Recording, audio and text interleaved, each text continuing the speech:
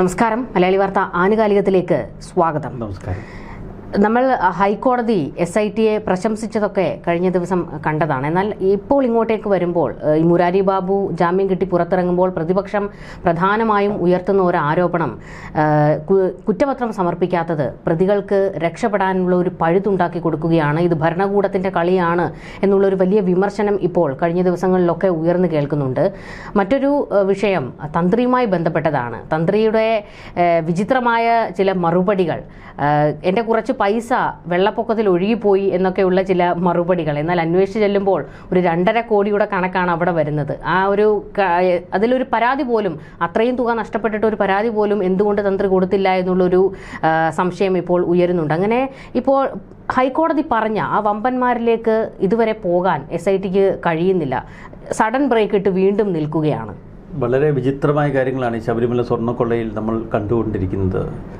തന്ത്രി കണ്ഠരര് രാജീവരെ SIT ഉദ്യോഗസ്ഥർ ചോദ്യം ചെയ്യുന്ന ഘട്ടം ഈ കഴിഞ്ഞ ദിവസങ്ങളിൽ മൊഴിയെടുക്കുകയായിരുന്നു. അപ്പോൾ തന്ത്രിയുടെ ഒരു കുറച്ച് പണം പോയിട്ടും തന്ത്രിക്ക് എന്താണ് ഒരു കുലുക്കമില്ലാത്തത് എന്ന് തന്ത്രിയോട് SIT ഉദ്യോഗസ്ഥർ ചോദിച്ചു. അപ്പോൾ തന്ത്രിക്ക് പെട്ടെന്ന് പിടികിട്ടിയില്ല എന്താണ് ഈ SIT ഉദ്യോഗസ്ഥർ ചോദിക്കുന്നതെന്ന്. വീട്ടുകാരോടോ മറ്റുള്ള അടുപ്പമുള്ളവരോടോ മനസ്സിലാക്കിയത് വെച്ച് തന്നോട് പണം പോയതിനെക്കുറിച്ച്. അപ്പോൾ തന്ത്രി ചാടി പറഞ്ഞു, അന്ന് വെള്ളപ്പൊക്കത്തിൽ പോയതാണോ എന്ന്.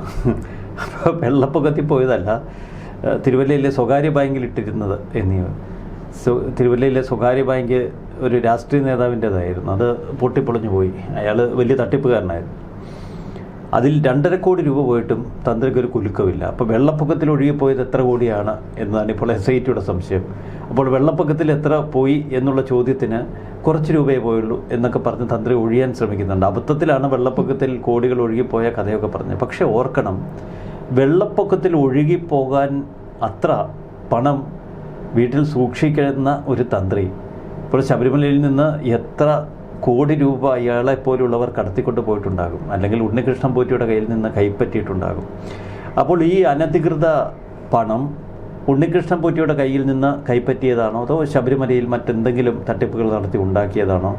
എന്തായാലും പണം 2.5 കോടി രൂപ തിരുവല്ലയിലെ സ്വകാര്യ ബാങ്കിലിട്ടു പോയി, വെള്ളപ്പൊക്കത്തിലും പോയി. എത്രയെന്ന് അന്വേഷണ ഉദ്യോഗസ്ഥർ കണ്ടുപിടിക്കട്ടെ. അപ്പോൾ തന്ത്രിയെപ്പോലുള്ള ഈ ഭീകര കൊള്ളക്കാർ തീർച്ചയായിട്ടും അഴിക്കുള്ളിൽ കിടക്കേണ്ടവരാണ് എന്ന് ഒരിക്കൽ കൂടി നമ്മെ ഓർമ്മപ്പെടുത്തുന്ന കഥയാണ് ഇത്.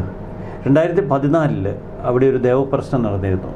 അതിൻ്റെ വിശദാംശങ്ങൾ നേരത്തെ മാധ്യമങ്ങളിലൊക്കെ വന്നിരുന്നുവെങ്കിലും കുറച്ചധികം വിശദാംശങ്ങൾ ഇപ്പോൾ വരുന്നു. ആ ദേവപ്രശ്നത്തിൽ ക്ഷേത്രം നടത്തിപ്പുകാർ അപമാനിതരാകും, ജയിലഴിക്കുള്ളിൽ പോകേണ്ടി വരുമെന്ന് അന്ന് ഒരു മുന്നറിയിപ്പ് ദേവപ്രശ്നത്തിൽ വന്നതാണ്. എന്നിട്ട് ഇവരൊന്നും പാഠം പഠിച്ചില്ല, സൂക്ഷിച്ചില്ല, വീണ്ടും കൊള്ള തുടർന്നു. 2014 ദേവപ്രശ്നത്തിലാണ് ഈ കൊടിമരം മാറ്റുന്നത് ഉൾപ്പെടെയുള്ള ചില തീരുമാനങ്ങളെടുത്ത് ഈ 18-ാം പടി നടന്നു കയറുമ്പോൾ ഒരു കൈപ്പിടി വേണമെന്നുള്ള ദേവപ്രശ്നത്തിൽ ഇത്തരം കാര്യങ്ങളൊക്കെ അന്ന് 2014 ദേവപ്രശ്നത്തിലാണ്.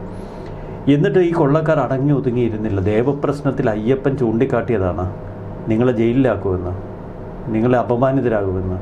എന്നിട്ട് ഇവർക്കൊന്നും ഒരു കുലുക്കവും ഇല്ല. പണം കണ്ടപ്പോൾ അത് വാരി വീട്ടിൽ കൊണ്ടുപോയി വെച്ചു. അത് വെള്ളപ്പൊക്കത്തിൽ ഒഴുകി പോകുന്നു, സ്വകാര്യ ബാങ്ക് തകർന്ന് അതിലൂടെ പോകുന്നു. ഇതൊന്നും ഗുണപ്പെടുകയില്ല. ഈ അയ്യപ്പൻ്റെ സ്വർണം കൊള്ളയടിച്ചവർക്കൊന്നും ഇത് പ്രയോജനപ്പെടുന്നില്ല. നമുക്കറിയാം, മറ്റൊരു പ്രതി KP ശങ്കരദാസ് ICUവിൽ അഡ്മിറ്റായി നോക്കി, മെഡിക്കൽ കോളേജിലെ പ്രത്യേക ആശുപത്രി സെല്ലിൽ കിടന്നു നോക്കി, എന്നിട്ടൊന്നും രക്ഷയില്ല. അയ്യപ്പൻ അവിടെ നിന്നൊക്കെ ചാടിച്ച് നേരെ ജയിലിൽ കൊണ്ടുപോയിട്ടു. ജയിലിലെ ആശുപത്രി സെല്ലിലാണെങ്കിൽ പോലും ജയിൽ തന്നെയാണ്. എല്ലാ പ്രതികളെയും കാത്തിരിക്കുന്നത് ഇത്തരം ചില സിറ്റുവേഷനുകളാണ്.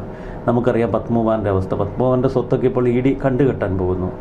ഉണ്ണികൃഷ്ണൻ പോറ്റിയുടെ സ്വത്ത് ഓൾറെഡി ED കണ്ടുകെട്ടിക്കഴിഞ്ഞു. ഇതിനിടയിൽ നമ്മുടെ മുരാരി ബാബു എന്ന മൂരാച്ചി ബാബുവിനെ പോലെ ചിലർ അത്ഭുതകരമായി രക്ഷപ്പെടുന്നത് എന്താ? ഇതൊക്കെ ഒരു തന്ത്രത്തിൻ്റെ ഭാഗമെന്നാണ് നമ്മുടെ പ്രതിപക്ഷ നേതാവ് VD സതീശൻ പറയുന്നത്. അതിന് കാരണവുമുണ്ട്. ഒരു കേസ് രജിസ്റ്റർ ചെയ്താൽ 90 ദിവസത്തിനകം കുറ്റപത്രം സമർപ്പിക്കണം കോടതിയിൽ, ഇല്ലെങ്കിൽ പ്രതികൾക്ക് സ്വാഭാവിക ജാമ്യത്തിന് അർഹതയുണ്ട്. അതുകൊണ്ടാണ് പല പ്രമാദ കേസുകളിലും പെട്ടെന്ന് തന്നെ കുറ്റപത്രം കോടതിയിൽ സമർപ്പിക്കുന്നത്. ഇവിടെ കുറ്റപത്രം സമർപ്പിക്കാൻ ഇങ്ങനെ ബോധപൂർവ്വം വൈകിച്ചുകൊണ്ടിരിക്കുകയാണ്. ഇതേ അവസ്ഥ ഉണ്ണികൃഷ്ണൻ പോറ്റിയുടെ കാര്യത്തിൽ സംഭവിച്ചാണ്. പക്ഷെ അവിടെ ദ്വാരപാലക ശില്പ കേസ് ആദ്യം രജിസ്റ്റർ ചെയ്തു, പിന്നീട് കട്ടിളപ്പാളി കേസ് വളരെ പിന്നീടാണ് രജിസ്റ്റർ ചെയ്തത്. അതുകൊണ്ട് ദ്വാരപാലക ശില്പ കേസ് ഇപ്പോൾ രജിസ്റ്റർ ചെയ്ത് 90 ദിവസം കഴിഞ്ഞു. അതിൽ ഉണ്ണികൃഷ്ണൻ പോറ്റിക്ക് സ്വാഭാവിക ജാമ്യം ലഭിച്ചിരുന്നു. എന്നാൽ മറുവശത്ത് കട്ടിളപ്പാളി കേസ് ഇപ്പോഴും നിലനിൽക്കുന്നത് കൊണ്ട് ഉണ്ണികൃഷ്ണൻ പോറ്റി ജയിലിൽ നിന്ന് ഇറങ്ങാതെ രക്ഷപ്പെട്ടു നിൽക്കുന്നു. മറ്റു വമ്പന്മാരെല്ലാം ഈ ഒരു പ്രതീക്ഷയിലാണ്. 90 ദിവസമായാൽ സ്വാഭാവിക ജാമ്യം കിട്ടും.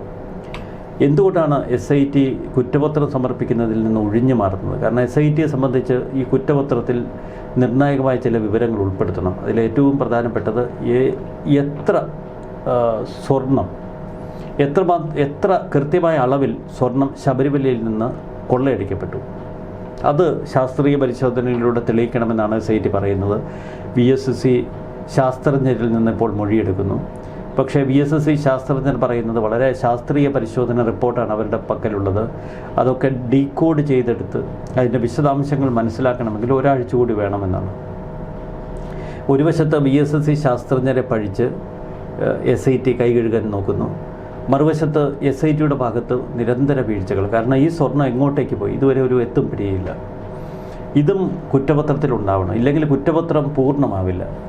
ഒരു കൊള്ള നടന്നാൽ എത്രമാത്രം കൊള്ള നടന്നു, ആ കൊള്ള മുതൽ എങ്ങോട്ടേക്ക് പോയി, ഈ രണ്ട് കാര്യങ്ങൾ അന്വേഷിച്ച് കണ്ടെത്തണം. ഈ രണ്ട് കാര്യങ്ങളിലും വ്യക്തതയില്ലെങ്കിൽ കുറ്റപത്രം നിലനിൽക്കില്ല. അപ്പോൾ ഹൈക്കോടതിയിൽ സമർപ്പിക്കുന്ന കുറ്റപത്രം ഒരു കുറ്റമറ്റ രീതിയിലല്ല എങ്കിൽ കോടതി അത് നിരാകരിക്കാൻ ഇടവരും, വീണ്ടും അന്വേഷിക്കാൻ പറയും. അങ്ങനെ വന്നാൽ ഈ പ്രതികൾക്കെല്ലാം സ്വാഭാവിക ജാമ്യം കിട്ടും. നമ്മൾ നേരത്തെ കേട്ടതാണ് കടകംപള്ളി സുരേന്ദ്രനെ ചോദ്യം ചെയ്യാൻ പോകുന്നത്. എന്നാൽ പിന്നെ ചോദ്യം ചെയ്യലിലേക്കൊന്നും കടന്നിട്ടില്ല. അത് പ്രത്യക്ഷത്തിൽ നമുക്ക് കടകംപള്ളിയെ വീണ്ടും ചോദ്യം ചെയ്തില്ല എന്ന് തോന്നും. എങ്കിലും കടകംപള്ളിയെ ഏതെങ്കിലും രഹസ്യ കേന്ദ്രത്തിൽ വെച്ച് ഇതിനകം തന്നെ SIT ചോദ്യം ചെയ്തിട്ടുണ്ടാവും. പരസ്യമായി ചോദ്യം ചെയ്യാൻ വിളിപ്പിച്ചു വരുത്തിയാൽ എല്ലാവരെയും ചോദ്യം ചെയ്യാൻ വിളിപ്പിച്ചു വരുത്തി അറസ്റ്റ് ചെയ്തു, KP ശങ്കർദാസിനെ അടക്കം. എന്നാൽ എന്തുകൊണ്ട് കടകംപള്ളിയെ മാത്രം രക്ഷപ്പെടുത്താൻ അനുവദിക്കുന്നു എന്ന ചോദ്യം മാധ്യമങ്ങളും കേരളത്തിലെ സാംസ്കാരിക നായകരും ഒരു പൊതുബോധമുള്ളവരുമൊക്കെ ചോദിക്കുക. അതുകൊണ്ട് രഹസ്യമായി വീണ്ടും മൊഴിയെടുത്തിട്ടുണ്ടാകാം. പക്ഷേ കടകംപള്ളിയുടെ കാര്യത്തിലും കോടതി കർക്കശ നിലപാടെടുക്കും ഇനി ഈ കുറ്റപത്രമായിട്ട് ചെല്ലുമ്പോൾ. അപ്പോൾ കുറ്റപത്രത്തിൽ ചില കൂട്ടി ഇണക്കലുകളും വിളക്കിച്ചേർക്കലുകളും ഒക്കെ വേണ്ടി വരും. ഇല്ലെങ്കിൽ ഈ വമ്പന്മാരെ എന്തുകൊണ്ട് അറസ്റ്റ് ചെയ്തില്ല എന്ന് കോടതി ചോദിക്കും, വമ്പന്മാരെ എന്തുകൊണ്ട് കസ്റ്റഡിയിലെടുത്തില്ല എന്ന് ചോദിക്കും. അപ്പോൾ അത്തരമൊരു വലിയ ഭയപ്പാടും സമ്മർദ്ദവും SITക്ക് മുന്നിലുണ്ട്. ഈ കഴിഞ്ഞ ദിവസം ഉണ്ണികൃഷ്ണൻ പോറ്റി വീണ്ടും SIT ചോദ്യം ചെയ്തു. അപ്പോഴിതാ ഉണ്ണികൃഷ്ണൻ പോറ്റി പറയുന്നു കട്ടിളയിലെ പൊതിഞ്ഞിരുന്ന സ്വർണ്ണപ്പാളി താൻ മാറ്റിയില്ല എന്ന്. അപ്പോൾ ആദ്യം മാറ്റിയെന്ന് പറഞ്ഞ് ഇപ്പം മാറ്റിയില്ല എന്ന് പറഞ്ഞു. അപ്പോൾ അടിമുടി ദുരൂഹത ഉണ്ടാക്കാൻ ഉണ്ണികൃഷ്ണൻ പോറ്റി അടക്കമുള്ളവർ ശ്രമിക്കുന്നു. ഇതൊക്കെ ഒരു ആസൂത്രിത നീക്കത്തിൻ്റെ ഭാഗമാണ്. എങ്ങനെയെങ്കിലും കുറ്റപത്രം വൈകിപ്പിക്കുക. 90 ദിവസത്തിനപ്പുറം ചെല്ലുമ്പോഴേക്കും പോറ്റി അടക്കമുള്ളവർ സ്വാഭാവിക ജാമ്യം നേടി പുറത്തേക്ക് വരും. ആ ഘട്ടത്തിൽ മറ്റൊരു ഗുണമുണ്ട്.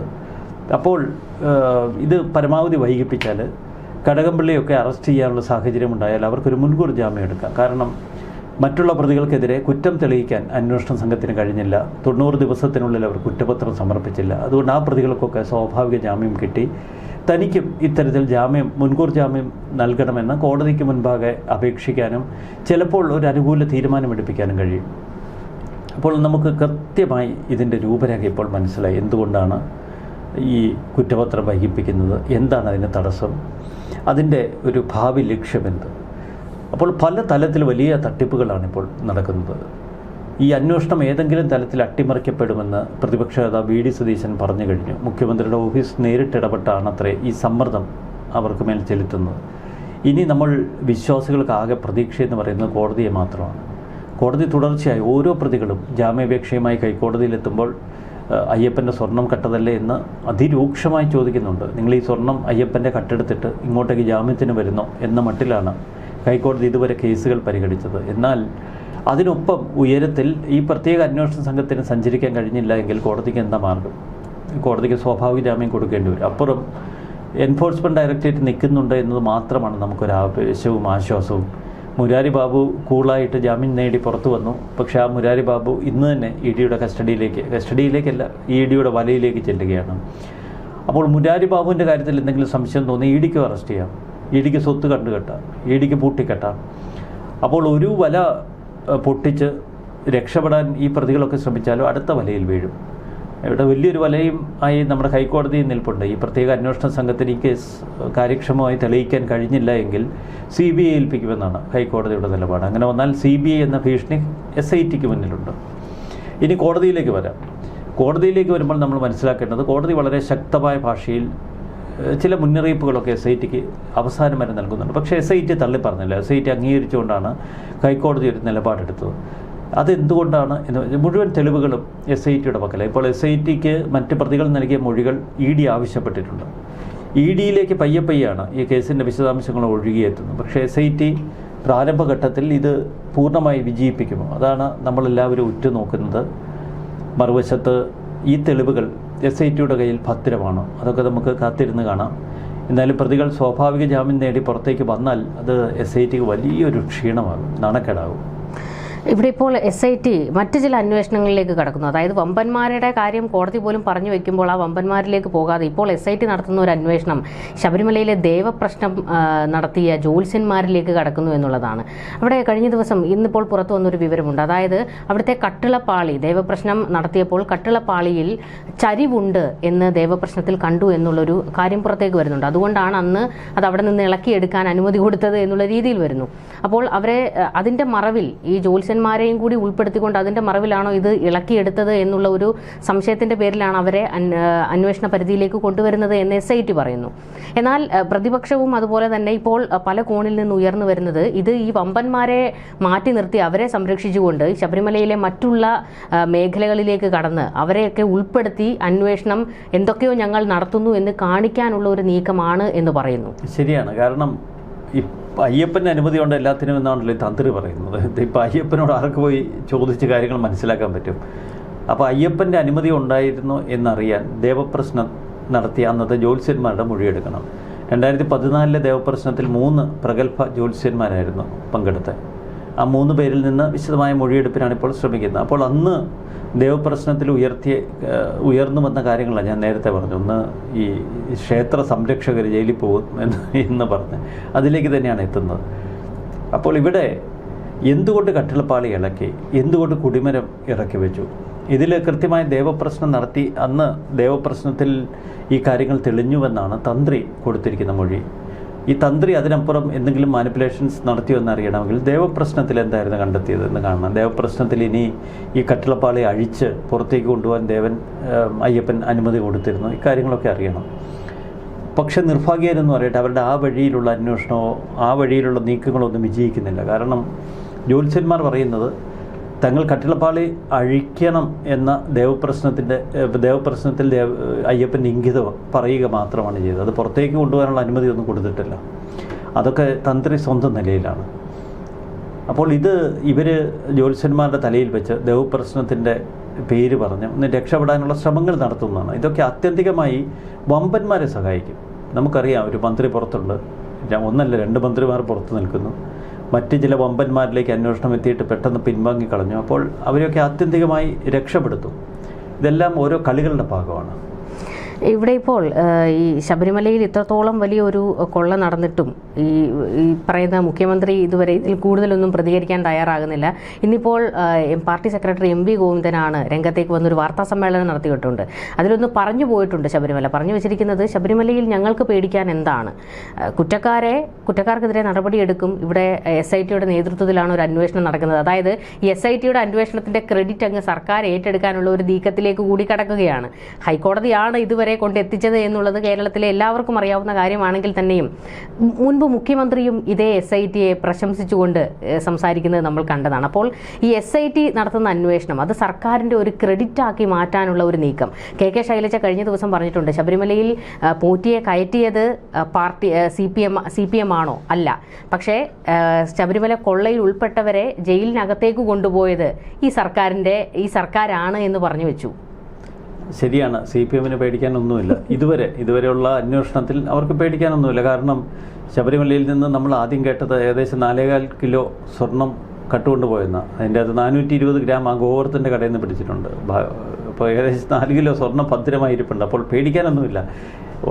കൊള്ള മുതൽ ഇപ്പോഴും ഏതൊക്കെയോ രഹസ്യ കേന്ദ്രങ്ങളിൽ ഭദ്രമായിരിപ്പുണ്ട്. അതുപോലെ തന്നെ ഈ കൊള്ള മുതൽ ആരാണ് വാങ്ങിയത് അവരും രഹസ്യ കേന്ദ്രങ്ങളിൽ വളരെ ഭദ്രമായിരിപ്പുണ്ട്. പിന്നെ പല വമ്പന്മാരുടെയും പേര് കേട്ടു, അവരൊക്കെ രഹസ്യ കേന്ദ്രങ്ങളിൽ വളരെ ഭദ്രമായിരിക്കുന്നു. അപ്പോൾ ഒന്നും ഭയപ്പെടേണ്ടതില്ല ഇതുവരെ പാർട്ടിയെ സംബന്ധിച്ച്. പാർട്ടിയുടെ ഏറ്റവും പ്രധാനപ്പെട്ട ചില വമ്പന്മാർ അഴിക്കുള്ളിൽ കിടക്കുകയാണ്. പോയൊരു പോട്ടെ, കാരണം ഇതങ്ങനെ ഒരു സംവിധാനമാണ്. ഈ പാർട്ടിയെക്കുറിച്ച് നിങ്ങൾക്കൊരു ചുക്കും അറിയില്ല എന്ന് പിണറായി വിജയൻ പറയുന്നത് പോലെ പാർട്ടിയിൽ ചില ചാവേറുകൾ എല്ലാ കാലത്തും ഉണ്ട്. കണ്ണൂരിൽ ഇപ്പോൾ വെട്ടുകുത്തും കൊലപാതകം നടക്കുമ്പോൾ കുറച്ച് രക്തസാക്ഷികളെ സൃഷ്ടിക്കുകയും മറുവശത്ത് കുറച്ച് കൊലപാതകികളെ പാർട്ടി തന്നെ പോലീസിന് പിടിച്ചു കൊടുക്കുകയും ചെയ്യുന്ന ഒരു ശീലമുണ്ട്. എന്ന് പറഞ്ഞ പോലെ ഇവിടെയും ചില മോഷ്ടാക്കളെ ഇപ്പോൾ പോലീസ് പിടിച്ച് അവരുടെ ജയിലിലാക്കിയിട്ടുണ്ട്. അപ്പോൾ അതൊക്കെ ഇതുവരെ എല്ലാ കാര്യങ്ങളും വളരെ ഭദ്രമായി കൊണ്ടുപോകാൻ പാർട്ടിക്ക് കഴിഞ്ഞിട്ടുണ്ട്. പക്ഷേ ഇതെല്ലാം കണ്ടുകൊണ്ട് നിൽക്കുന്ന ജനമുണ്ട്, അയ്യപ്പ ഭക്തരുണ്ട്. അവരിതിനോടെങ്ങനെ പ്രതികരിക്കും? അത് നമുക്ക് തെരഞ്ഞെടുപ്പുകളിൽ മാത്രമേ കാണാൻ കഴിയൂ. അപ്പോൾ അതുവരെ എല്ലാം ഭദ്രമായിരിക്കും. ഈ ശബരിമല ഒരു തങ്ങൾക്കൊരു സേഫായിട്ട് UDF കാണുമ്പോഴും പക്ഷേ കഴിഞ്ഞ ദിവസം നിയമസഭയിൽ നടന്ന വാക്പോരുകൾ അത് ഭരണപക്ഷം കൃത്യമായി അവരുടെ ഒരു ഭാഗത്തേക്ക് ആ ഒരു ആയുധം അവരങ്ങ് ഏറ്റെടുക്കുന്ന രീതിയിലേക്ക് മാറുന്നൊരു കാഴ്ച നമ്മൾ കണ്ടതാണ്. ചില വസ്തുതകൾ നമുക്ക് നിഷേധിക്കാൻ പറ്റില്ല. കാരണം അടൂർ പ്രകാശ് ബംഗളൂരുവിൽ പോയി ഉണ്ണികൃഷ്ണൻ പോറ്റിയെ കണ്ടു, എന്തോ പൊതി അങ്ങോട്ട് കൊടുക്കുന്നു, പൊതി അടൂർ പ്രകാശ് മേടിക്കുന്നു, ഒരു ഈന്തപ്പഴമായിരുന്നു എന്ന് പറഞ്ഞു. ഇന്ന് KT ജലീൽ ഒരു പോസ്റ്റ് ഇട്ടിട്ടുണ്ട്, ഈന്തപ്പഴമാണെന്ന് പറഞ്ഞു, സംസം വെള്ളമുണ്ടെന്ന് പറഞ്ഞു. അപ്പോൾ ഇത് യാഥാർത്ഥ്യമാണ്. ഈ ഉണ്ണികൃഷ്ണൻ പോറ്റി നിസ്സാര കാര്യമൊന്നുമില്ല. സോണിയാഗാന്ധിയെ വീട്ടിൽ പോയി കണ്ട് അവരുടെ കൈ ചരട് കെട്ടി കൊടുത്തിട്ടുണ്ട്. അത് നമുക്ക് ശബരിമലയിലെ ചരടാന്ന് പറഞ്ഞാൽ അറിയില്ല. ഉണ്ണികൃഷ്ണൻ പോറ്റിയെ കൊണ്ടുപോയത് അന്നത്തെ ദേവസ്വം ബോർഡ് പ്രസിഡന്റ് പ്രയാർ ഗോപാലകൃഷ്ണനാണെന്ന് അടൂർ പ്രകാശ് പറയുന്നു. ആന്റോണിയെ കുറിച്ച് ആക്ഷേപം വരുന്നു. അപ്പോൾ ഇവർക്കൊക്കെ ഈ പോറ്റിയുമായി നല്ല ബന്ധമുണ്ട്. അതുകൊണ്ട് നമുക്ക് കടകംപള്ളിയെ മാത്രം കുറ്റം പറഞ്ഞിട്ട് കാര്യമില്ല. കോൺഗ്രസ് നേതാക്കൾക്കും പോറ്റിയുമായി നല്ല ബന്ധമുണ്ട്. പക്ഷേ കടകംപള്ളിയെ സംബന്ധിച്ച് കടകംപള്ളി ഇതിൻ്റെ റെസ്പോൺസിബിലിറ്റി ഏറ്റെടുക്കേണ്ടതുണ്ട്. കാരണം പോറ്റി ഈ സ്വർണ്ണപ്പാളികൾ മാറ്റണം എന്ന ആദ്യ അപേക്ഷ ദേവസ്വം വകുപ്പിനെ കൊടുത്തു. ദേവസ്വം വകുപ്പിൻ്റെ മന്ത്രിയാണ് കടകംപള്ളി. ദേവസ്വം വകുപ്പാണെന്ന് ദേവസ്വം ബോർഡിന് കൈമാറുന്നത്. പിന്നീട് ദേവസ്വം ബോർഡ് ഇത് നടപ്പിലാക്കാൻ ദേവസ്വം വകുപ്പിൽ നിന്ന് ശക്തമായ സമ്മർദ്ദമുണ്ടായിരുന്നു എന്ന് പത്മകുമാർ ആദ്യം പറഞ്ഞിട്ടുണ്ട്. അത് മന്ത്രിയുടെ സമ്മർദ്ദം തന്നെയാണ്. അപ്പോൾ ഇത്രയേറെ തെളിവുകൾ ഈ കൊള്ളയ്ക്ക് പിന്നിൽ ഒരു മന്ത്രിയുടെ ഇടപെടലുകളെക്കുറിച്ച് ഉണ്ടായിട്ടും മന്ത്രിയിലേക്ക് അന്വേഷണം എത്തുന്നില്ല, മന്ത്രിയെ ചോദ്യം ചെയ്യുന്നില്ല, മുൻമന്ത്രിയെ അറസ്റ്റ് ചെയ്യുന്നില്ല. അപ്പോൾ അതാണ് എൻ്റെ ഏറ്റവും ദുരൂഹമായൊരു ഭാഗം. പക്ഷെ അത്രത്തോളം ഈ പറയുന്ന ആയുധം ശക്തമായി UDFന്റെ പക്കൽ ഉള്ളപ്പോഴും ഈ ഭരണപക്ഷം ചോദിച്ചതുപോലെ എന്തുകൊണ്ട് അവരൊരു അടിയന്തര പ്രമേയത്തിന് തയ്യാറായില്ല, അതിൻ്റെ ഒരു ആവശ്യം ഉന്നയിച്ചില്ല. അല്ലാതെ ഈ നിയമസഭയിൽ കിടന്ന് ഇങ്ങനെ ബഹളം വെച്ചിട്ട് അത് ജനങ്ങൾക്ക് എന്ത് മനസ്സിലാകാനാണ്? അതിൽ ഈ അമ്പ് കൊടുത്തവർ പരമാവധി മറ്റുള്ളവരിൽ നിരുത്സാഹപ്പെടുത്തും. കാരണം ഉള്ളിൽ ഭയം ഉണ്ടായിരിക്കും. ഈ അടൂർ പ്രകാശിനും മറ്റൊരാളെന്ന് പറയുന്നത് ആന്റോണിനെ, അവർക്കൊക്കെ ഉള്ളിൽ ഭയമുണ്ടാകും. പിന്നെ ഈ കോൺഗ്രസ് നേതാക്കൾക്ക് ഒരു വലിയ പ്രശ്നമുണ്ട്. ഇത് ഈ സോണിയാഗാന്ധി ഈ വിഷയം എങ്ങനെ എടുക്കും? ഇവരിത് ഇവിടെ കത്തിക്കുന്നതനുസരിച്ച് ഇടതുപക്ഷം സോണിയാഗാന്ധിയെ ആക്രമിക്കും. അത് ദേശീയ തലത്തിൽ വലിയ വാർത്തയാകും. അപ്പോൾ ഇത് സോണിയാഗാന്ധിയും രാഹുൽ ഗാന്ധിയും ഒക്കെ ശ്രദ്ധിക്കും. കേരളത്തിലെ കോൺഗ്രസ്സുകാർ ആവശ്യമില്ലാതെ ഈ ശബരിമല വിഷയം മാന്തി ഇത് പുണ്ണാക്കി പ്രശ്നമാക്കി സോണിയാഗാന്ധിയെ നാഷണൽ തലത്തിൽ BJP അസമർത്ഥമായി കാർഡ് ഉപയോഗിക്കും.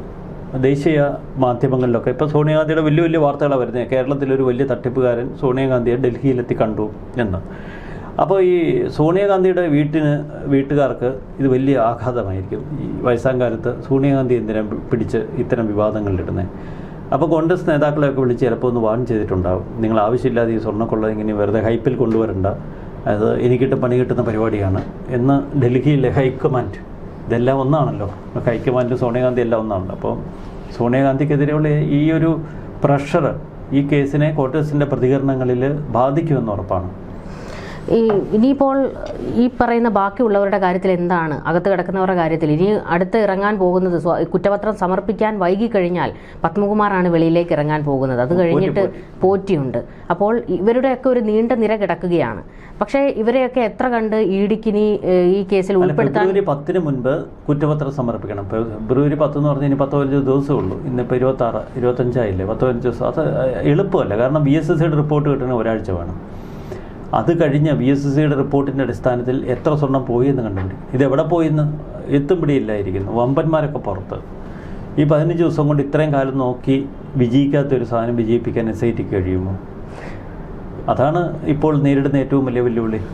അപ്പോൾ ഇതിൽ നിന്ന് കൃത്യമായി ഒരു മനസ്സിലാകുന്ന ഒരു കാര്യം, അതായത് നിയമസഭാ തെരഞ്ഞെടുപ്പ് അടുക്കുമ്പോൾ പോലും ഈ കടകംപള്ളിയെ വിട്ടുകൊടുക്കാതിരിക്കുക, ഇപ്പോൾ ഈ പറയുന്ന പത്മകുമാറിനെയൊക്കെ സംരക്ഷിക്കുന്നതിന് വേണ്ടി ഈ പറയുന്ന കുറ്റപത്രം സമർപ്പിക്കാതിരിക്കുക, അത്തരത്തിലുള്ള നീക്കം നടത്തുമ്പോൾ CPMന് ഭയക്കാൻ എന്തൊക്കെയോ ഉണ്ട് എന്നുള്ളത് വ്യക്തമാണ്.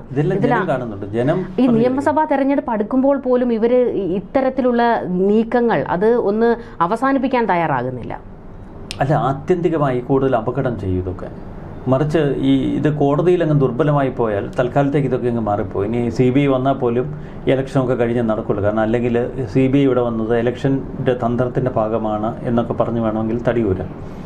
അതുകൊണ്ട് അത് സൂക്ഷ്മതയോടെ, ഇതൊക്കെ രാഷ്ട്രീയ കളികളാണ്, നമ്മൾ കാണുന്നതിനപ്പുറമാണ് ഈ രാഷ്ട്രീയത്തിൻ്റെ ഒരു ലോകം, മണ്ഡലം. അവർക്കിതെല്ലാം പ്ലാൻ ചെയ്യാനും സെറ്റ് ചെയ്യാനും ട്യൂൺ ചെയ്യാനൊക്കെ പറ്റും. അപ്പോൾ അതുകൊണ്ട് പുറമേക്ക് കാണുന്നൊന്നുമല്ല യാഥാർത്ഥ്യം ഒരു വശത്ത്. മറുവശത്ത് ആത്യന്തികമായി അയ്യപ്പൻ്റെ ഒരു ഇടപെടലുണ്ടല്ലോ.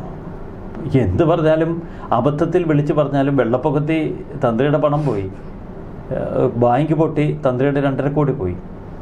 പത്മകുമാറിൻ്റെ നമുക്കറിയാം, പത്മകുമാറിൻ്റെ സ്വത്തൊക്കെ ഇപ്പോൾ ED അറ്റാച്ച് ചെയ്തുകൊണ്ടിരിക്കുകയാണ്. നോട്ടീസ് കൊടുത്തു കഴിഞ്ഞു, ED അതെല്ലാം കണ്ടുകിട്ടും. പോറ്റിയുടെ പോയി. പിന്നെ ശങ്കർദാസ് ICUവിൽ, വെന്റിലേറ്ററിൽ, ICUവിൽ, മുറിയിൽ, പിന്നെ മെഡിക്കൽ കോളേജിൽ, ഇപ്പോൾ ജയിലിൽ. ഇതെല്ലാം വാഴയിലയിലേക്കാണ് പോകുന്നത്. ഇവരുടെയൊക്കെ അന്ത്യകാലം വളരെ കഷ്ടം, ക്ലേശം നിറഞ്ഞതായിരിക്കും. 90 ദിവസം ഈ പ്രഗത്ഭരെ, ഈ വമ്പന്മാർ ജയിലിൽ കിടന്നില്ലേ, അതും അവർക്ക് കിട്ടിയൊരു വലിയ ശിക്ഷയാണ്. അപ്പോൾ ജീവിതത്തിൻ്റെ അന്ത്യനാളുകളിൽ എല്ലാം നഷ്ടപ്പെട്ട് അയ്യപ്പൻ്റെ ശാപമായിട്ട് അടുത്ത തലമുറ ഇവരെ പഴിക്കും. ഇതാണ് പോക്കെങ്കിൽ. അങ്ങനൊരു വല്ലാത്ത ജീവിതത്തിൻ്റെ അവസാനം, ഒടുവിൽ വാഴയിലിൽ ഒടുങ്ങി ഈ ക്ലേശങ്ങളൊക്കെ സഹിച്ച് മരണത്തിലേക്ക് നടന്നു പോകുന്നൊരു കാഴ്ച. അപ്പോൾ അയ്യപ്പൻ്റെ ശിക്ഷ അത് ഒഴിവാക്കാൻ ഏത് തലത്തിൽ ശ്രമിച്ചാലും രക്ഷയില്ല. പിന്നെ ഈ പോലീസിനെയൊക്കെ വകഞ്ഞും സമ്മർദ്ദം കൊടുത്തുമൊക്കെ തൽക്കാലത്തേക്ക് രക്ഷപ്പെടാം, അത്രേ ഉള്ളൂ. എന്തായാലും ശബരിമലയിൽ കുറ്റപത്രം സമർപ്പിക്കാതിരിക്കുന്നത് അതൊരു രാഷ്ട്രീയ ഇടപെടലാണ്, ഭരണകൂടത്തിന്റെ സമ്മർദ്ദം കൊണ്ട് തന്നെയാണ് എന്നുള്ളത് സതീശൻ പറഞ്ഞിട്ടുണ്ട്. പ്രതിപക്ഷ നേതാവ് ആ ഒരു ആയുധം കൃത്യമായി പ്രയോഗിച്ചിട്ടുണ്ട്. എന്തായാലും അപ്പോൾ ശബരിമലയിൽ ഈ പറയുന്ന പോലെ തന്നെ CPM-നാണ് ഏറ്റവും വലിയ കുരുക്കെങ്കിലും പക്ഷേ ഈ പലയിടത്തും UDF-ന് മൗനം പാലിക്കേണ്ടി വരുന്നത് ഈ അടൂർ പ്രകാശൊക്കെ കാരണമാണ് എന്നുള്ളത് ഏകദേശം വ്യക്തമാകുകയാണ്. എന്തായാലും വരും ദിവസങ്ങളിൽ ഒരു അറസ്റ്റ് ഉണ്ടാകുമോ എന്നുള്ളതും നിർണായകമാണ്. കാരണം ED റോന്തു ചുറ്റുന്നുണ്ട്. കൂടുതൽ ചർച്ചകളുമായി കാണാം. നമസ്കാരം. നന്ദി.